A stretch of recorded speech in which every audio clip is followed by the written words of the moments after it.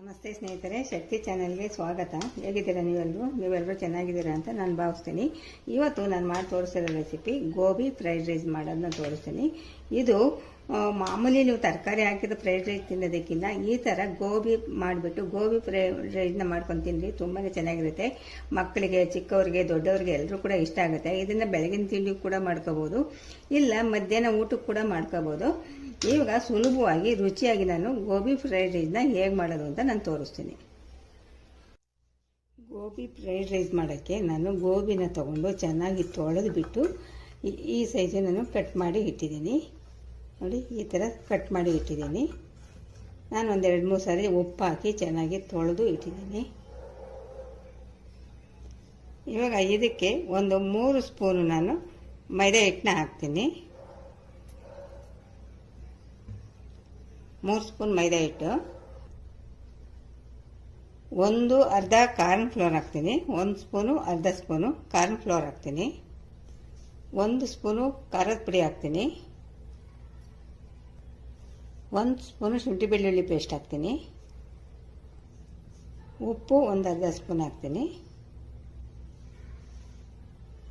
ಮಸಾಲೆ ಎಲ್ಲ ಹಾಕಿದ ಮೇಲೆ ಚೆನ್ನಾಗಿ ಕಲಿಸ್ತೀನಿ. ಮೊದಲು ನೀರು ಹಾಕ್ತೇನೆ ಕಲಿಸ್ಬೇಕು.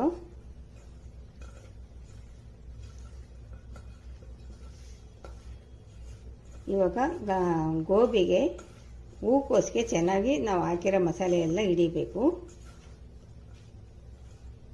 ಇವಾಗ ಚೆನ್ನಾಗಿ ಕಲಸಿದ ಮೇಲೆ ಒಂದು ಸ್ವಲ್ಪ ನೀರು ಹಾಕಬೇಕು. ಸ್ವಲ್ಪ ನೀರು ಚಿಮ್ಮಿಸ್ಕೊಂಡು ಕಲಿಸ್ಬೇಕು.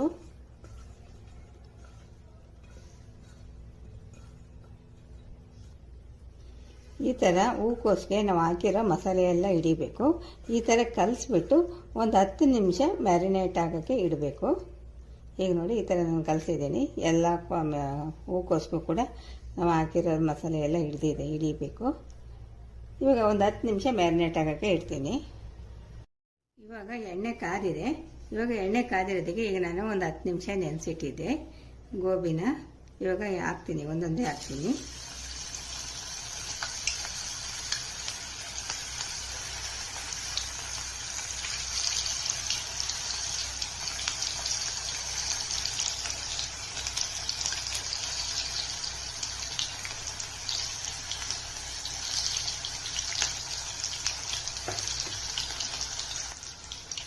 ಇವಾಗ ತಿರುಗಿಸಿ ಹಾಕೋಣ.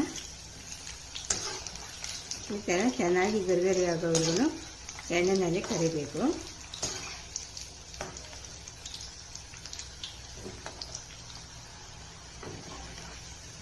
ನೋಡಿ, ಈ ಥರ ಕರಿಬೇಕು. ಚೆನ್ನಾಗಿ ಗರಿಗರಿ ಆಗಬೇಕು ಮತ್ತು ಕೆಂಪಾಗಬೇಕು. ಇವಾಗ ನಾನು ತೆಗೆದಿಡ್ತೀನಿ. ಇದನ್ನ ಒಂದು ಪ್ಲೇಟ್ಗೆ ತೆಗೆದಾಕ್ಕೊತೀನಿ.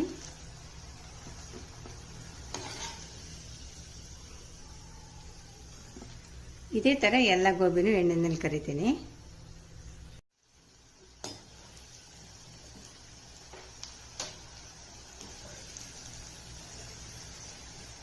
ನೋಡಿ, ಇವಾಗ ರೆಡಿ ಆಯಿತು.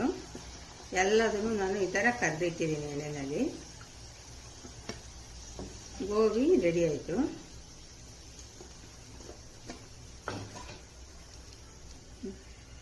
ಗೋಬಿನ ಎಣ್ಣೆಲೆ ಎಲ್ಲ ಗೋಬಿನೂ ಕೂಡ ಎಣ್ಣೆಯಲ್ಲಿ ಕರೆದಿಟ್ಟಿದ್ದೀನಿ.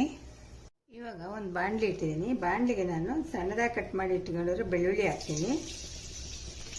ಒಂದು 3 ಸ್ಪೂನ್ ಎಣ್ಣೆ ಹಾಕಿದ್ದೀನಿ. ಒಂದು 3 ಸ್ಪೂನ್ ಎಣ್ಣೆ ಹಾಕಿದ ಮೇಲೆ ಸಣ್ಣದಾಗಿ ಕಟ್ ಮಾಡಿ ಇಟ್ಕೊಂಡಿರೋ ಬೆಳ್ಳುಳ್ಳಿ, ನೋಡಿ ಸಣ್ಣದಾಗಿ ಕಟ್ ಮಾಡಿ ಇಟ್ಕೊಂಡಿರೋ ಶುಂಠಿ ಇಷ್ಟು ಹಾಕ್ತೀನಿ. ಹಾಕಿ ಸ್ವಲ್ಪ ಫ್ರೈ ಮಾಡ್ತೀನಿ.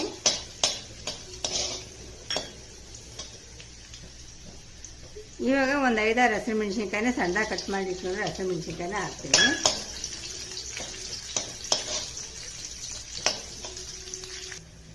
ಮೆಣಸಿನ್ಕಾಯಿ ಹಾಕಿದ ಮೇಲೆ ಸ್ವಲ್ಪ ಗೋಡಂಬಿ ಹಾಕ್ತೀನಿ. ನೋಡಿ, ಗೋಡಂಬಿ ಸ್ವಲ್ಪ ಕೆಂಪಾಗಲಿ.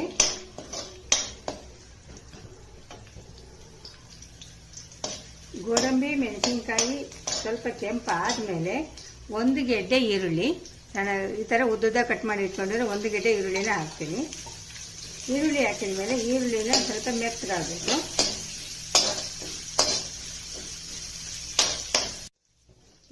ಈರುಳ್ಳಿ ಸ್ವಲ್ಪ ಮೆತ್ತಗಾಗಿದೆ. ಇವಾಗ ನಾನು ಸಣ್ಣದಾಗಿ ಒಂದು ಅರ್ಧ ಕ್ಯಾಪ್ಸಿಕಮ್ಮು ನಾನು ಈ ಥರ ಕಟ್ ಮಾಡಿ ಇಟ್ಟಿದ್ದೀನಿ.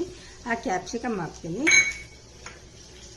ಒಂದು ಕ್ಯಾರೆಟ್ನ ಸಣ್ಣದಾಗಿ ಕಟ್ ಮಾಡಿ ಇಟ್ಟಿದ್ದೀನಿ. ಆ ಕ್ಯಾಪ್ಸಿಕಮ್ ಹಾಕ್ತೀನಿ.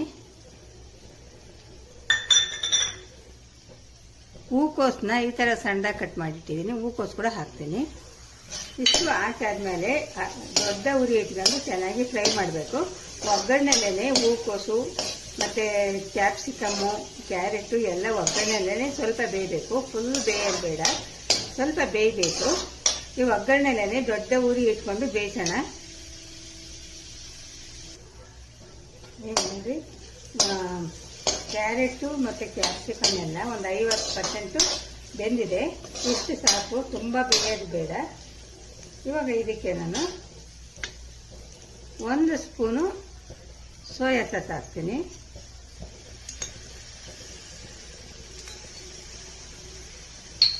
ಒಂದು ಸ್ಪೂನು ಸೋಯಾ ಸಾಸು,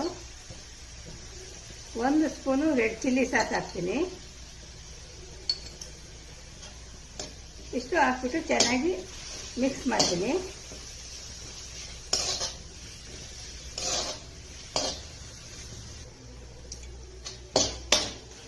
ಇವಾಗ ನೋಡಿ, ಇವಾಗ ಮೀಡಿಯಮ್ ಉರಿ ಇಟ್ಕೊಂಡು ನಾನು ಚೆನ್ನಾಗಿ ಫ್ರೈ ಮಾಡಿದ್ದೀನಿ. ಈಗ ಒಂದು ಸ್ವಲ್ಪ ನೀರು ಹಾಕ್ಬಿಟ್ಟು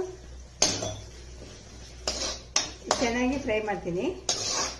ನಾನು ಸೋಯಾ ಸಾಸು ಮತ್ತು ರೆಡ್ ಚಿಲ್ಲಿ ಸಾಸ್ ಎಲ್ಲ ಹಾಕಿದ್ದೀನಲ್ವ, ಅದೆಲ್ಲ ಹಸಿ ವಾಸನೆ ಹೋಗಬೇಕು. ಒಂದು 2 ನಿಮಿಷ ಈ ಥರ ಚೆನ್ನಾಗಿ ಫ್ರೈ ಮಾಡೋಣ ಮೀಡಿಯಮ್ ಊರಿನಲ್ಲಿ. ಇವಾಗ ಒಂದು 2 ನಿಮಿಷ ಚೆನ್ನಾಗಿ ಫ್ರೈ ಮಾಡಿದ್ದೀನಿ. ಇವಾಗ ನೋಡಿ, ನಾನು ಫ್ರೈ ಮಾಡಿ ಕರ್ದಿಟ್ಕೊಂಡಿದ್ನಲ್ಲ ಇದು ಗೋಬಿ, ಅದನ್ನು ಹಾಕ್ತೀನಿ. ಗೋಬಿ ಹಾಕಿದ್ಮೇಲೆ ಚೆನ್ನಾಗಿ ಮಿಕ್ಸ್ ಮಾಡ್ತೀನಿ. 1 ನಿಮಿಷ ಚೆನ್ನಾಗಿ ಮಿಕ್ಸ್ ಮಾಡಿರಿ. ಇದನ್ನು ಮೀಡಿಯಮ್ ಉರಿ ಇಟ್ಕೊಳ್ರಿ.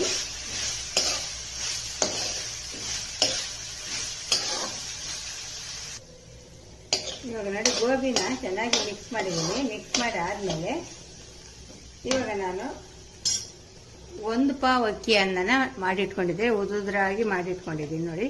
1 ಪಾವ್ ಅಕ್ಕಿ ಅನ್ನನ ಇವಾಗ ಅದನ್ನ ಹಾಕ್ತೀನಿ.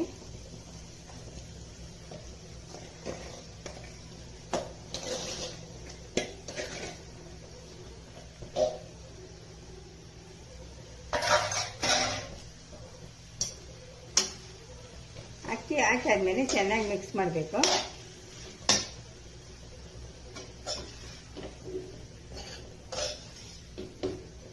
ಮಿಕ್ಸ್ ಮಾಡುವಾಗ ಸಣ್ಣ ಉರಿ ಇಟ್ಕೊಳ್ರಿ. ಸಣ್ಣ ಉರಿ ಇಟ್ಕೊಬಿಟ್ಟು ಚೆನ್ನಾಗಿ ಮಿಕ್ಸ್ ಮಾಡ್ರಿ.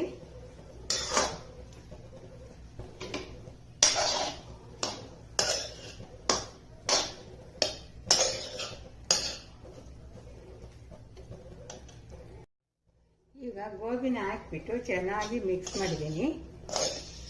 ಈ ಥರ ಸಣ್ಣ ಉರಿ ಇಟ್ಕೊಂಡು ಚೆನ್ನಾಗಿ ಮಿಕ್ಸ್ ಮಾಡಿದ್ದೀನಿ. ಇವಾಗ 1 ಸ್ಪೂನು ಕರಿಮೆಣಸಿನ ಪುಡಿ ಹಾಕ್ತೀನಿ. ಕರಿಮೆಣಸಿನ ಪುಡಿ 1 ಸ್ಪೂನು, ರುಚಿಗೆ ತಕ್ಕಷ್ಟು ಉಪ್ಪು,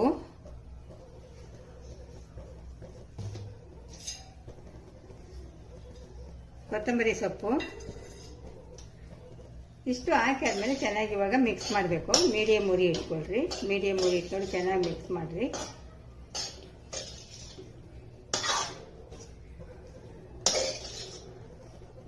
ಇದು ತುಂಬ ಚೆನ್ನಾಗಿರುತ್ತೆ. ಗೋಬಿ ಫ್ರೈಡ್ ರೈಸು ತುಂಬಾ ರುಚಿಯಾಗಿರುತ್ತೆ.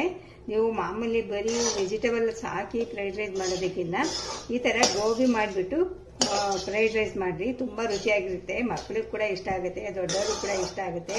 ನೀವು ಲಂಚ್ ಬಾಕ್ಸಿಗೆ ಕೂಡ ಕಳಿಸ್ಬೋದು, ಇಲ್ಲ ಬೆಳಗಿನ ತಿಂಡಿ ಕೂಡ ಮಾಡ್ಕೋಬೋದು, ರಾತ್ರಿ ಊಟಕ್ಕೆ ಕೂಡ ಮಾಡ್ಕೋಬೋದು. ತುಂಬ ರುಚಿಯಾಗಿರುತ್ತೆ. ಈ ಥರ ಗೋಬಿ ಡ್ರೈ ಮಾಡಿಬಿಟ್ಟು ಫ್ರೈಡ್ ರೈಸ್ನ ಮಾಡಿದರೆ ತುಂಬಾ ಚೆನ್ನಾಗಿರುತ್ತೆ. ನೋಡಿದ್ರಲ್ವಾ ಎಷ್ಟು ಸುಲಭ ಮಾಡ್ಬೋದು, ಎಷ್ಟು ಉದುರಾಗಿದೆ ನೋಡಿ. ತುಂಬಾ ಚೆನ್ನಾಗಿರುತ್ತೆ ಸ್ನೇಹಿತರೆ. ಖಂಡಿತ ನಿಮ್ಮ ಮನೇಲಿ ನೀವು ಒಂದ್ಸರಿ ಟ್ರೈ ಮಾಡಿರಿ. ಮಾಡೋದಂತೂ ತುಂಬಾ ಸುಲಭ. ಇವಾಗ ಗೋಬಿ ಫ್ರೈಡ್ ರೈಸು ರೆಡಿ ಆಯಿತು. ನೋಡಿದ್ರಲ್ವಾ ಎಷ್ಟು ಚೆನ್ನಾಗಿದೆ ನೋಡಿ. ತುಂಬಾ ಚೆನ್ನಾಗಿರುತ್ತೆ.